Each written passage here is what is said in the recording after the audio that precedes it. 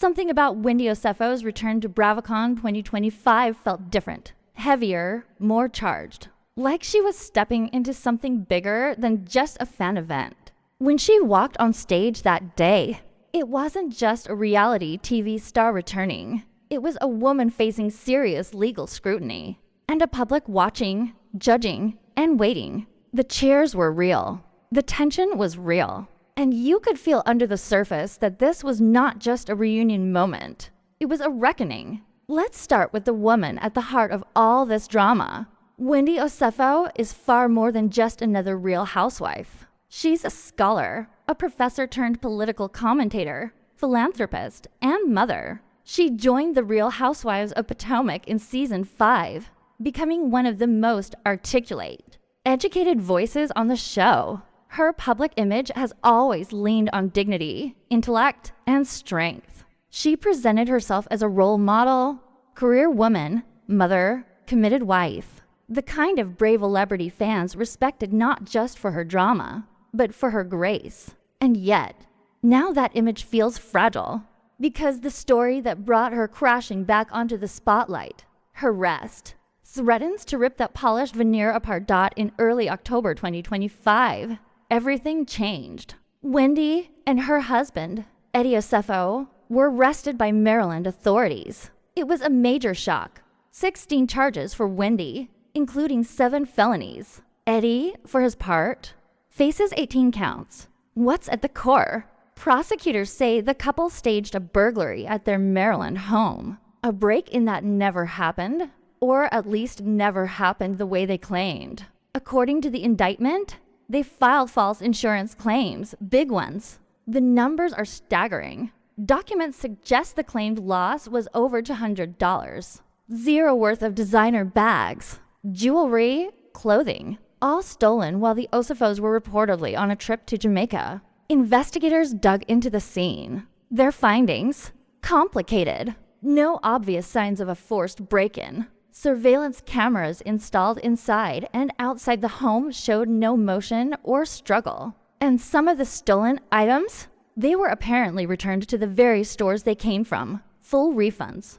Given before the alleged burglary. One detail stood out so sharply. One of the missing pieces was a diamond ring. Wendy claimed it was taken, but investigators say she was later spotted wearing that same ring. In effect, law enforcement alleges a staged heist and a scheme to defraud their insurers. When the arrest happened, she and Eddie were booked in Westminster, Maryland.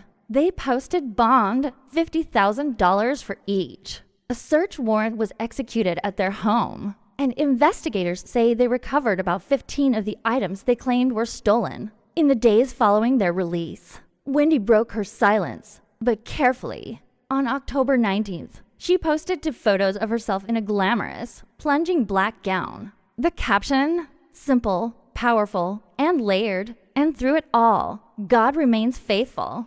She thanked everyone for the outpouring of love, prayers, support, especially for her family. She also urged fans to keep watching RHOP, signaling she wasn't going to fade away quietly. A representative for Wendy and Eddie later issued a statement saying they were back home, in good spirits and looking forward to their day in court.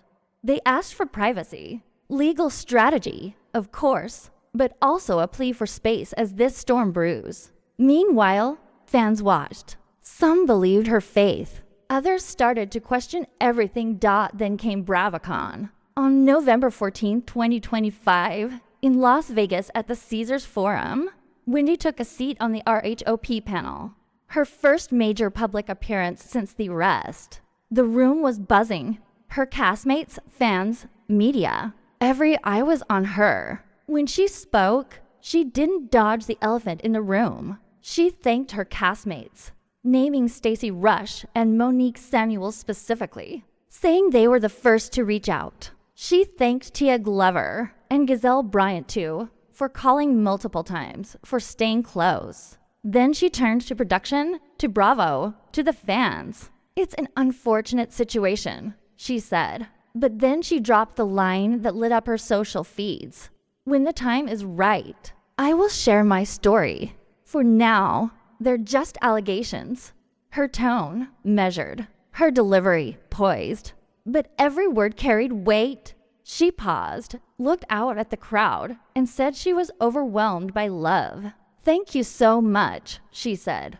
Wendy's return wasn't just about her. It was about where she stands in the Bravo universe now, and who's with her. At BravoCon, she didn't shy away from naming names. Stacy and Monique, she said, were early pillars. Tia reached out multiple times, as did Gazelle. That acknowledgement felt deliberate. In times like this, solidarity means something. But what about the rest?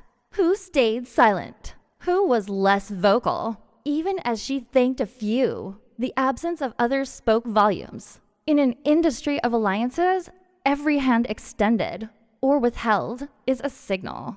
There are whispers among insiders that not everyone in the cast agreed with her move. Some might think she's brave. Others see risk.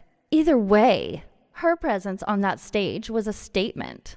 She is still very much part of the Bravo family, at least publicly. Backstage or not, Wendy's words didn't stay in that room. Clips hit TikTok and X almost instantly. Observers on social media saw power in her posture, in her composure. Some fans praised her for standing tall, for owning a narrative that has not yet been fully told. Others saw her appearance as a bold gamble, maybe a PR play. On Reddit, threads blew up. One fan noted, she claimed that ring was stolen. Then she's wearing it again. It's wild. Another said, they staged a heist? I don't buy the robbery. And now she's turning up at BravoCon like nothing happened. There were tweets, Instagram stories, live reactions, some supportive, some scathing. The conversation wasn't just about her legal fight anymore. It became a battle of perception. "This is the most interesting Wendy's ever been," commented one Reddit user. For many, she walked back into BravoCon not as a triumphant hero, but as someone who knows the stakes are very real. You don't show up at BravoCon under these circumstances by accident. There is a very real strategy here. By appearing publicly, Wendy might be trying to reclaim narrative control. She wants people to see her, hear her, and understand. She's not hiding. She's confident. She's not going anywhere, at least not quietly. According to insiders, she said she plans a full tell-all when the time is right. If that happens, it could shift the conversation entirely. But she's also playing a risky game.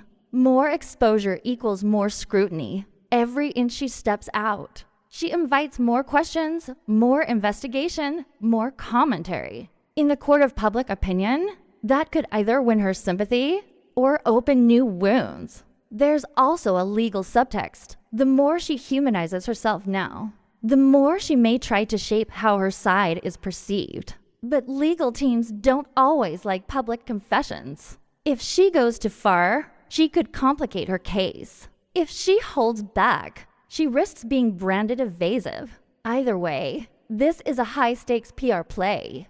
Her return at BravoCon isn't just a Bravo moment. It's a potential turning point for her franchise career. Right now, Wife Swap, the Real Housewives edition, is on pause. Her episode was initially pulled after the arrest, but Bravo later reversed that decision, bumping it to a later date. That reveals how much power is tied up in her presence, and how careful Bravo has to be balancing legal risk and star-drawing power. Internally, production may be watching very closely. They have to think about their liability, brand image, and the fan response. For a network built on drama, this might be a storyline they can't ignore, but it's also one they can't mishandle. Meanwhile, Wendy's legal battle looms. She will have to navigate court, press, and public perception all at once. Her every move, a press shot, a social media post, a fan appearance, could be scrutinized in court and on broadcast. If she weathers this, her comeback could be legendary. But if it unravels, it could be career-ending. Behind the headlines, there is a deeply personal story. Wendy is a wife, a mother of 3 children. Her family is part of why she's standing tall, and part of what could break her. The pressure is immense. Public scandal doesn't just threaten her career. It threatens her home. Her faith has become a lifeline. Her Instagram post wasn't just PR. Many believe it was a declaration. God remains faithful, she said, even when the world doesn't. There's also guilt, fear, and uncertainty. What if she loses everything? Her reputation, her platform, her relationships? And yet, what if she wins legally and publicly and rewrites her narrative? That bet, that tension, is what makes this moment so electrifying. So, what could happen from here? There are a few plausible paths forward, and none are guaranteed. Option A, full transparency. Wendy drops a major interview, Netflix doc style, or a network sit-down. She shares her side, explains the burglary, explains the ring, explains her faith and why she stayed in the fight. Option B, quiet legal battle. She keeps her head down. She lets her lawyers handle it. She drops most public appearances. Her story unfolds in court, but she doesn't become a tabloid confessional. Option C, public redemption tour. She leans into Bravo. She uses the next season S of RHOP to reclaim her brand. She works to demonstrate she's more than this controversy. Smart, resilient, capable of rising above. Option D, backlash and fallout. If more damaging evidence emerges, the public could turn. Bravo might sideline her. Legal fees, reputational damage could pile up, and her once strong voice in the Bravo world could shrink. What she did at BravoCon wasn't just a comeback. It was a declaration. She didn't vanish. She didn't hide. She wall.